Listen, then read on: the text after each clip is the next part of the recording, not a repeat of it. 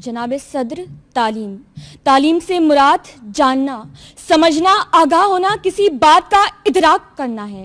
वो तालीम कि जब सितारों की गुजरगाहों की खोज से लेकर ज़मीन के सीने में छुपे मादनियात के खजाने हो, समंदर पर मौजूद बुलंदो बाला जहाज हो, या सितारों को या सूरज की शुआओं को कैद करके तवानाई का हुसूल हो। जनाब सदर, ये तालीम की मरहून मिन्नत है। तालीम किसी भी कौम की तामीर और तरक्की की बुनियाद है, क्योंकि तारीख गवाह है तालीम ही सिखाती है जीने का सलीका। जनाब सदर, तालीम मबरूए तामीर और तरक्की है जो किसी भी कौम को सियासी, समाजी, मुआशरती, तहजीबी, तमद्दुनी इक़दार से आगाह करती है। तालीम ही किसी कौम में जज्बा हरारत भर देती है, क्योंकि तालीम ही सिखाती है जीने का सलीका। जनाब सदर, तालीम से मुराद महज इल्म हासिल करना नहीं, सिर्फ दर्स और तदरीस नहीं है, सिर्फ इम्तिहान देना, माश का हुसूल नहीं है, बल्कि तालीम से मुराद इंसान की ज़हनी जिस्मानी नशोनुमा है, क्योंकि तालीम ही सिखाती है जीने का सलीका। जनाब सदर, तालीम के बारे में मशहूर माहिर तालीम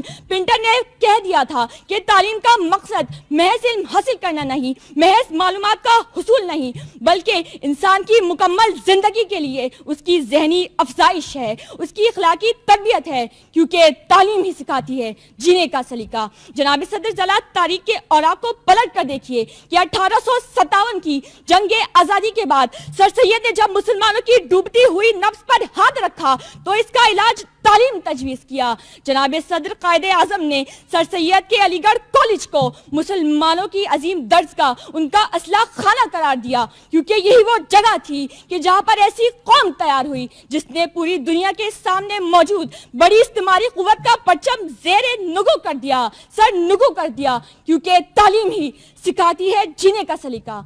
जनाब सदर, तालीम, हम तो उस मजहब के मानने वाले हैं जिसका लफ्ज़ ही इक़रा पर ईमान है, जिसके माने पढ़िए के हैं। जनाब सदर, आज इंसान खला की बुलंदियों को, आसमान की वसअतों को चीरता हुआ मरीख पर चांद पर कदम जमाने की तैयारी कर रहा है, क्योंकि तालीम ही सिखाती है जीने का सलीका।